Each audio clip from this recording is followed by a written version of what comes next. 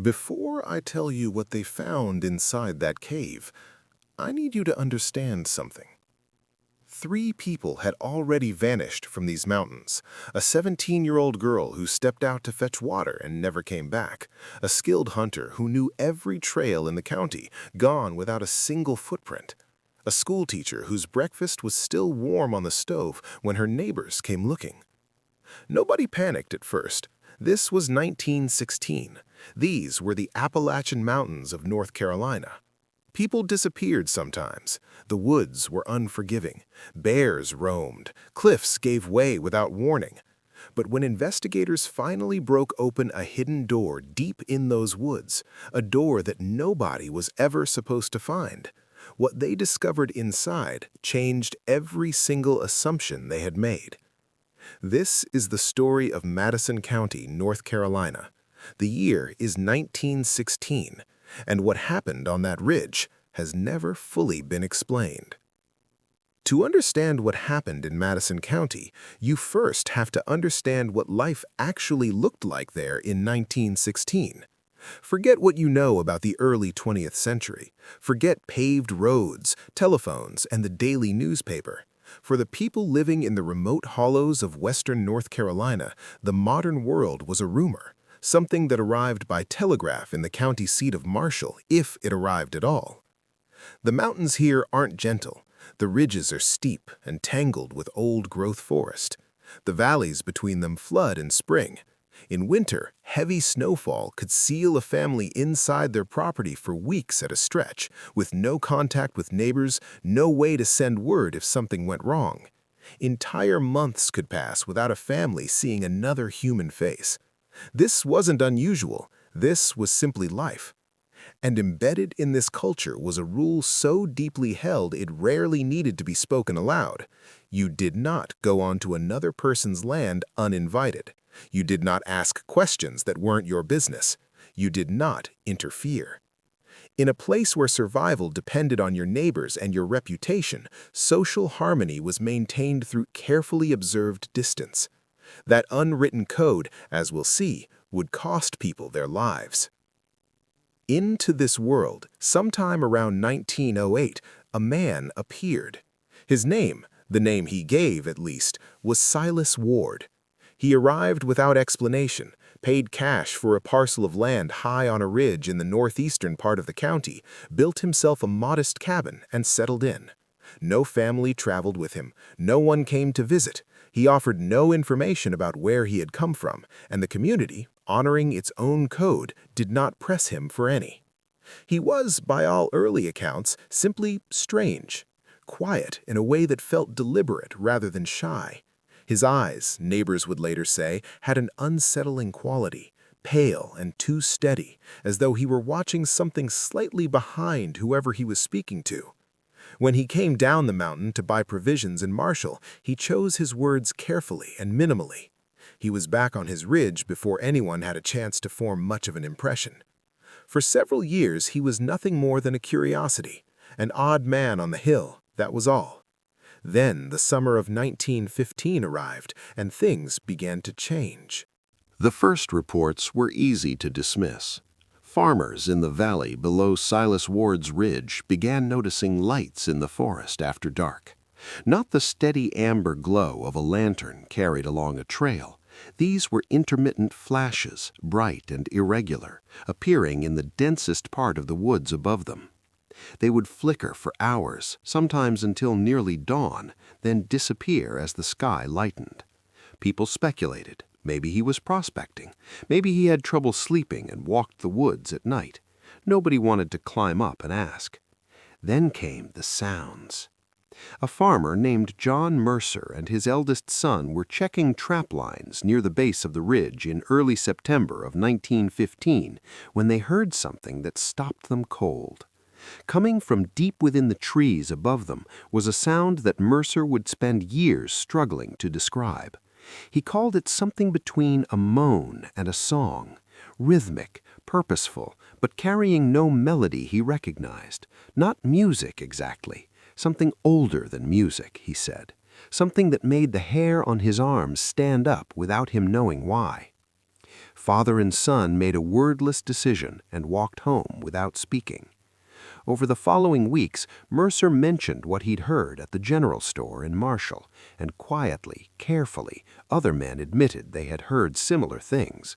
But no one had approached the source of the sounds. No one had climbed the ridge to investigate, because Silas Ward was on his own property, and that was that. The winter of 1915 buried the county in snow. Families turned inward. Whatever was happening on that ridge was locked beneath feet of ice and silence for months. When the thaw finally came in the spring of 1916, 3 people were about to disappear. Her name was Sarah Holt. She was 17 years old. On an ordinary April morning in 1916, Sarah left her family's home at sunrise to collect water from a stream she had visited hundreds of times in her life. The path was no more than a few minutes' walk. She knew every stone on it. She never came back.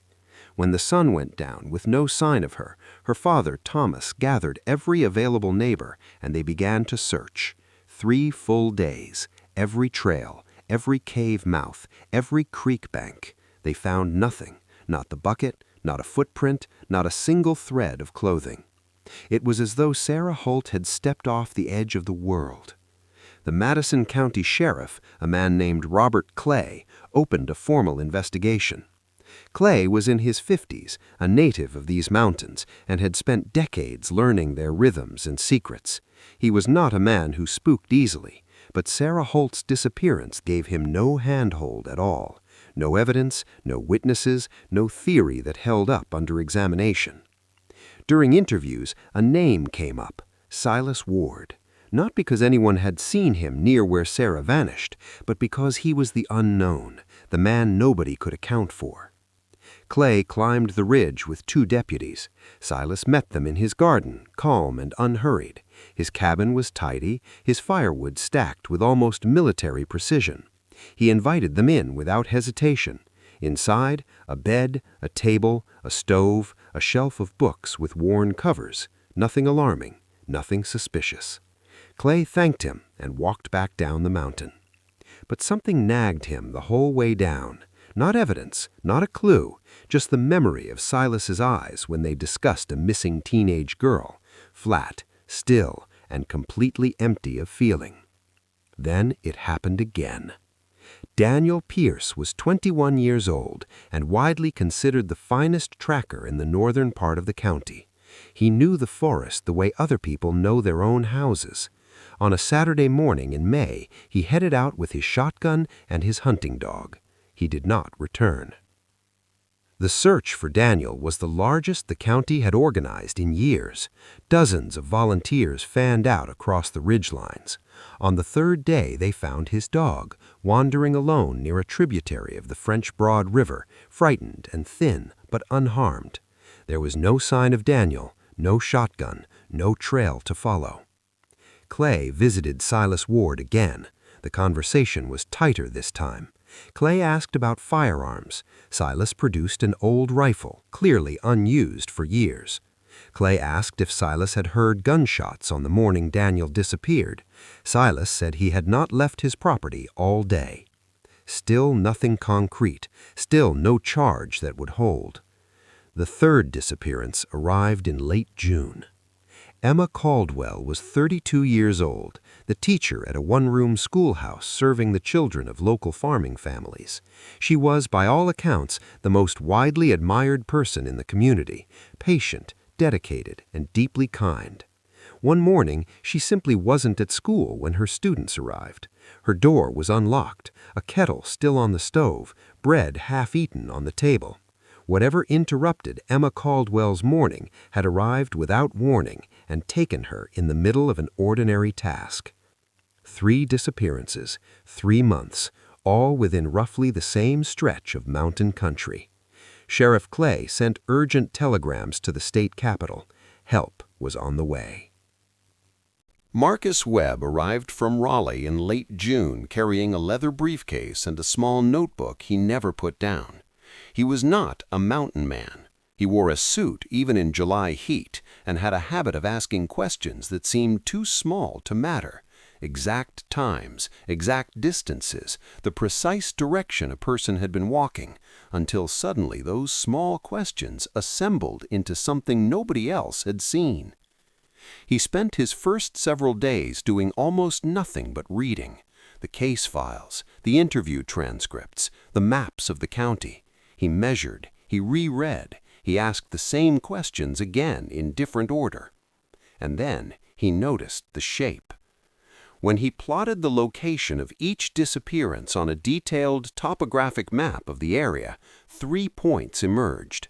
Sarah Holt's last known position, Daniel Pierce's last known position, Emma Caldwell's home. 3 dots scattered across miles of rugged terrain, and yet when Webb stepped back and looked at the larger picture, those 3 points weren't random. They formed a rough arc, a semicircle. At the center of that semicircle, at the highest point on the surrounding ridgeline, sat the property of Silas Ward. Webb showed the map to Sheriff Clay. Neither man spoke for a moment. They both understood what the map did and did not prove. It proved nothing legally. A geographical pattern was not evidence of a crime, but it told them, beyond any reasonable doubt, where they needed to look. Webb began digging into who Silas Ward actually was. He visited the county clerk's office, found the 1908 property deed, paid in cash, and confirmed the seller had since died. He searched for birth records, military records, any prior address. He found nothing. Before arriving in Madison County, Silas Ward did not appear to exist in any official document. Meanwhile, Clay organized a discreet surveillance operation. Volunteers took rotating positions on the hillsides below Silas's property, watching through field binoculars, recording his movements. For 2 weeks, they observed only ordinary activity: gardening, chopping wood, feeding chickens, fetching water from a nearby creek, except when 3 separate nights. On 3 occasions during that 2-week period, well after midnight, Silas Ward walked out of his cabin carrying a lantern and disappeared into the thick forest behind his property.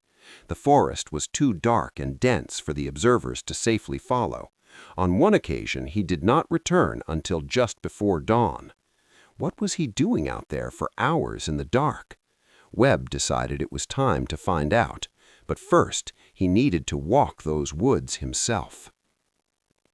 In early July, on a morning when they confirmed Silas had descended the mountain to buy provisions in Marshall, Webb, Sheriff Clay, and 3 local men who knew the terrain made their way into the woods behind the cabin. The forest was old, genuinely old, trees wide enough that 2 men couldn't link hands around their trunks. The canopy was so dense that sunlight reached the ground in scattered fragments, and the accumulated leaf litter beneath their boots made every step feel spongy and muffled. The silence was different here, not peaceful, but thick, like something deliberately applied. They followed what might have been a trail for over an hour, though it was impossible to say whether it was deliberate or just a gap in the undergrowth shaped by years of use. Then one of the local men, a hunter named Joseph Martin with decades of experience in these particular woods, stopped and pointed at a tree. Carved into its bark was a symbol, not a letter, not a number, something more angular and deliberate, like a character from an alphabet none of them had seen before. They moved to the next tree, another symbol, and another. Webb pulled out his notebook and began sketching. He counted at least 12 trees marked this way within a relatively small area. The carvings clustered as though they were meant to orient someone or to mark a boundary. Following the line of marked trees, they entered a small circular clearing. At its center was a structure made of stacked stones. Not a natural formation, the stones were selected and placed by hand, arranged with evident purpose. Around the structure, the ground was bare of all vegetation, as though it was regularly cleared, as though it was used. Webb crouched beside the stones and examined them closely. Some of them were stained, dark, dried stains in the crevices and on the flat surfaces. He sent one of the men to fetch the county doctor. While they waited, Joseph Martin made another discovery a few meters from the stone structure. Bones. Not many, and not obviously human at first glance. They could have been from deer or other large animals, but the quantity was wrong, and among the fragments, pressed into the brush, was tissue, organic material that had been exposed to the elements for an extended period. The doctor arrived the following morning. Young Henry Sutton had trained at a northern university and knew his forensic basics. He examined the stains on the stones carefully and delivered his assessment in a quiet, careful voice. The stains were consistent with blood. As for the bones, he needed more time. He gathered them carefully and promised his answer within days. Webb and Clay rode back towards Marshall in near silence. What they had found wasn't proof of who, but it was proof of something. Something terrible had happened in that clearing. The full search operation was organized for July 15th. Nearly 30 men assembled in Marshall at dawn, divided into teams, each assigned a specific section of the forest around Silas Ward's property. They were given clear instructions: document everything, disturb nothing, report immediately. Silas was informed of the search. Webb had decided transparency was strategically wiser than surprise. Silas said nothing. He simply watched the men move into the forest from the edge of his cleared yard, his expression as unreadable as stone. Over 3 days, the teams found more carved trees, many more, forming what appeared to be a complex pattern that stretched across several kilometers of forest. They found 2 additional clearings with stone structures. In one, more bones. In the other, the remains of an old backpack, so decomposed that age and ownership were impossible to determine. But it was Joseph Martin's team, following a small stream deep into the most isolated section of forest, who made the discovery that would break the case open. The stream passed through a rocky outcropping that formed a shallow natural cave in the hillside. As Martin's group approached, one of his men noticed something that didn't belong: wooden planks, partially obscured by carefully arranged branches and trailing vegetation. Someone had built a door here. Someone had tried very hard to make sure no one would notice it. The men stood at that entrance for a long moment. The air coming from behind the planks was noticeably cooler, even on that hot July afternoon. The stream, which had sounded pleasant and ordinary moments before, now seemed to carry a different quality, a sound they couldn't name, but that made them want to step back. Martin pushed the door open. What they found on the other side would stay with every one of those men for the rest of their lives. The cave was larger than it appeared from outside. Someone had expanded it, digging deeper into the rock with deliberate effort over what must have been months or years. The ceiling was low, forcing the men to stoop as they entered. In niches carved into the stone walls, oil lamps were positioned at intervals. The lamps were not ancient, they were not dusty, they had been used recently. Scattered across the uneven cave floor were personal belongings: a woman's headscarf, a belt buckle, clothing buttons, torn fragments of fabric in different colors and weights, and bones, far more than they had found in the clearings, bones that Dr. Sutton would later confirm as belonging to at least 4 separate individuals.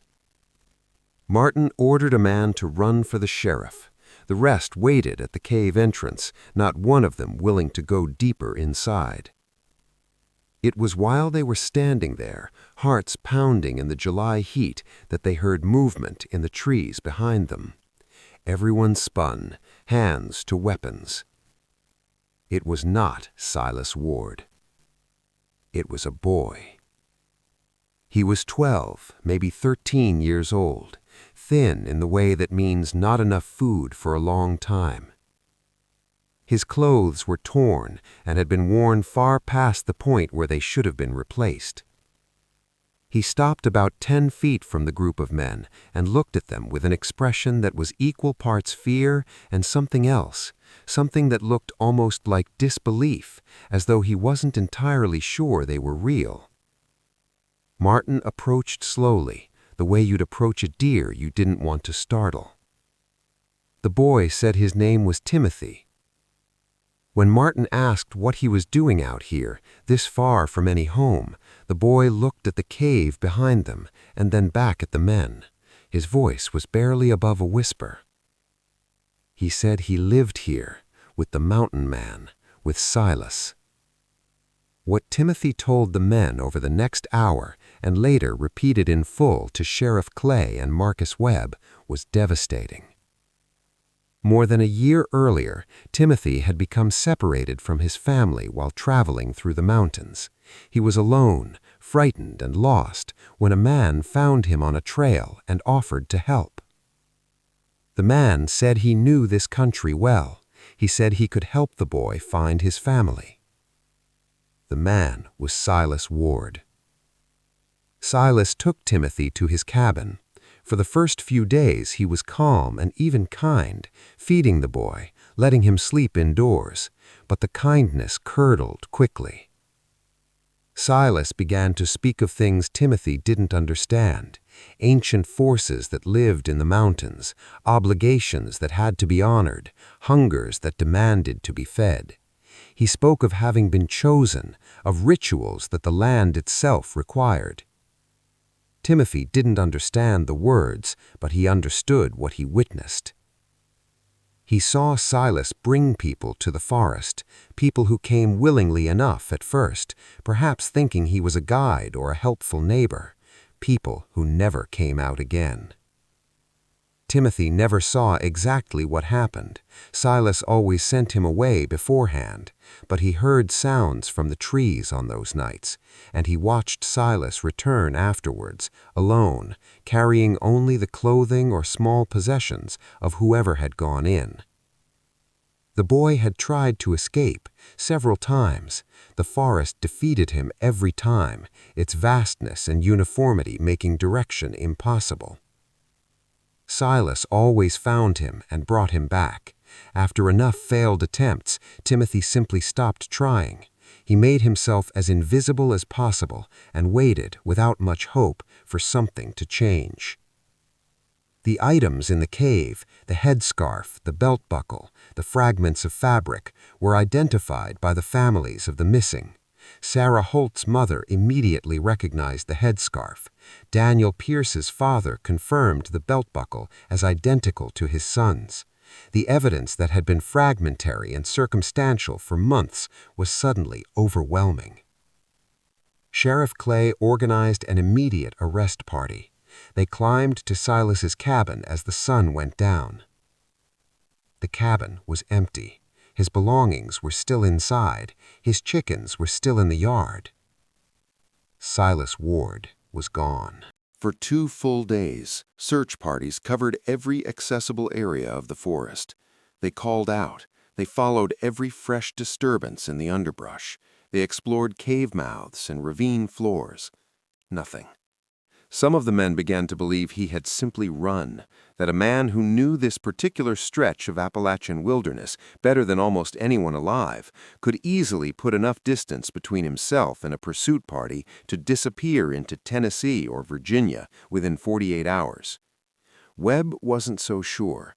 He found it difficult to believe a man who had never shown any inclination to leave, who had, by all evidence, invested years of deliberate effort into establishing himself in those specific mountains, would simply abandon everything and flee. It felt wrong. On the 3rd day of searching, a group exploring a southern section of the property found a deep ravine cutting through the forest floor. At the bottom, partially obscured by fallen branches and dry leaves, was a body. Silas Ward lay on his back at the bottom of the ravine. His pale eyes were open, staring upward at the small patch of sky visible through the tree canopy above. There was no obvious violence, no blood, no signs of struggle. He was perfectly aligned, arms at his sides, legs extended, with the stillness of someone who had chosen that position deliberately, rather than fallen into it. Dr. Sutton examined the body carefully and estimated death had occurred roughly 2 days prior, shortly after Silas had apparently walked out of his cabin and into the forest for the last time. Webb circled the ravine methodically. There were no footprints other than Silas's own, no signs that anyone else had been present. And partially hidden beneath a small scattering of leaves near the body, he found a small glass vial, empty, with dark residue dried at the bottom. Sutton sniffed the vial carefully. His expression changed. The residue carried a sharp, bitter odor he recognized from his medical training. He couldn't confirm the specific compound without a proper laboratory, but the characteristics were consistent with an extract of toxic plant material, belladonna, hemlock, or one of the many other poisonous species that grew abundantly throughout these mountains. Silas Ward, it appeared, had walked out into the forest that he had used for years as a place of horror, lay down at the bottom of a ravine, and deliberately ended his own life. He left no note, no confession, no explanation, just questions. More than a century has passed since those events unfolded in the mountains of western North Carolina. Madison County today is a place of stunning natural beauty, popular with hikers, photographers, and people seeking the kind of quiet that's become rare in the modern world. Most visitors moving through those forests have no idea what happened there. The foundations of Silas Ward's cabin are buried under decades of leaf litter and new growth. The cave entrance was sealed with heavy stones and is now nearly invisible under vegetation. The families of Sarah Holt, Daniel Pierce, and Emma Caldwell have moved forward across generations, carrying private griefs the public case files cannot fully capture. What this case leaves behind isn't primarily a mystery to be solved. It's a set of questions worth sitting with, about what happens when a troubled mind has no one watching for it, about what extreme isolation does to a person over years, about the unwritten social codes that kept neighbors at arm's length even as something terrible grew in their midst. Silas Ward was almost certainly a deeply disturbed man, possibly suffering from the long-term neurological effects of a traumatic injury, living alone in the dark with voices that told him things nobody else could hear. That explanation is disturbing enough without any embellishment. But the question Timothy asked in that quiet church has never fully gone away. What does it mean when the person responsible for all of this, the person who had the most to answer for, believed genuinely and completely that he wasn't the origin of the darkness, that he was merely the most recent person who had found it? We don't have to accept that framing to feel its weight. If this case stayed with you, if you found yourself thinking about Sarah or Daniel or Emma, or that boy sitting alone in a cave in the middle of the Appalachian wilderness, then leave a comment below. Tell me what part hit you hardest. Tell me where you're watching from. And if you want to go deeper, if you want more stories like this one, cases where the truth is stranger and heavier than anything invented, then subscribe, turn on notifications, because there are more stories buried in the folds of American history, and some of them deserve to be told. This has been The Hunger of the Ridge. Thank you for watching.